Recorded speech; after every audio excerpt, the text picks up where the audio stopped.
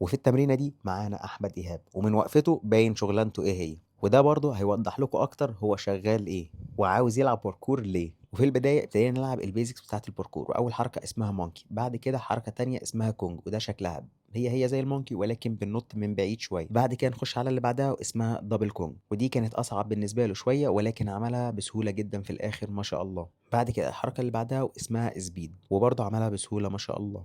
إنما الحركة دي بقى اسمها ليزي، ودي كده في اللذيذ منه لزوم الستايل يعني. واخر حركه معانا وهي ال 360، واول حاجه عشان يعملها بيعملها برجله الاتنين بالشكل ده، بعد كده يعملها برجل واحده، بعد كده بيرفع رجليه الاتنين في الهواء ويعملها على طول.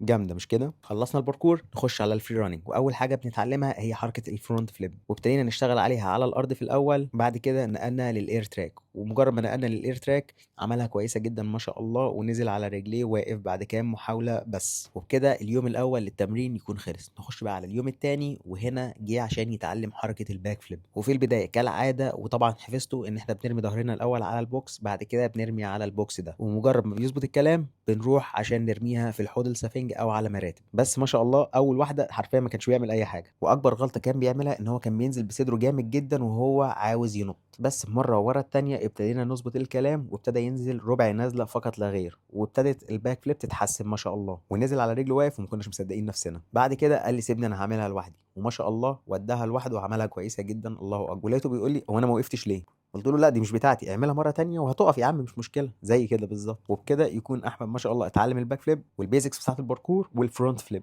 ولو انتوا عايزين تتمرنوا ابعتوا لي مسج على الانستجرام او الفيسبوك، وبس كده.